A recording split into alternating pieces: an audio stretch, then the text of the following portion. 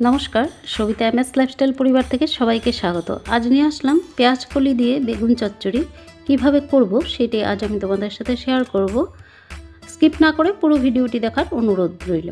চলো তাহলে দেখে নেওয়া যাক। প্রথমে ওভেনের উপরে ফ্রাই প্যান বসিয়ে দিয়ে দিলাম সাদা তেল। তেলটা বেশ গরম হয়ে গেছে। ফোড়নে দিয়ে দিচ্ছি কালো জিরে। এখন ছোট ছোট করে কেটে রাখা বেগুনগুলো দিয়ে দেব। দিয়ে দিচ্ছি স্বাদ মতো লবণ দিয়ে খুব ভালো করে নাড়াচাড়া করে নিচ্ছি, এতে বেগুনগুলো খুব তাড়াতাড়ি নরম হয়ে যাবে। আর কুচিয়ে নেওয়া পেঁয়াজকলি দিয়ে দিলাম,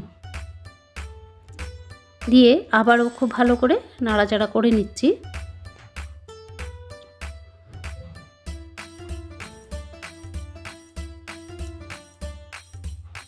আর দিয়ে দিচ্ছি 4টে কাঁচা লঙ্কা, আর দিয়ে দিচ্ছি হলুদ গুঁড়ো দিয়ে আবারও খুব ভালো করে নাড়াচাড়া করে নিচ্ছি। ভিডিওটি দেখে যদি ভালো লাগে অবশ্যই সাবস্ক্রাইব করে সঙ্গে থাকবে। সাবস্ক্রাইব করে রাখলে আমি যখন নতুন ভিডিও আপলোড দেব সঙ্গে সঙ্গে তোমাদের নোটিফিকেশনে পৌঁছে যাবে। আর ছোট্ট করে একটা লাইক দেওয়ার অনুরোধ রইল, তোমাদের লাইকই আমার ভিডিও করা উৎসাহ বাড়ে।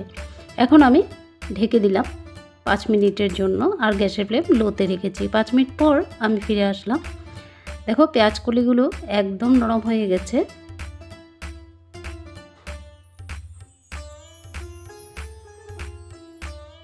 তো হয়ে গেছে, এখন আমি নামিয়ে নেব। নামিয়ে এখন আমি গরম গরম ভাতের সঙ্গে পরিবেশন করব। পুরো ভিডিও জুড়ে সঙ্গে থাকার জন্য অসংখ্য ধন্যবাদ। আজকের মতো রাখছি, আবার আসবো নতুন একটি ভিডিওর সঙ্গে। নমস্কার।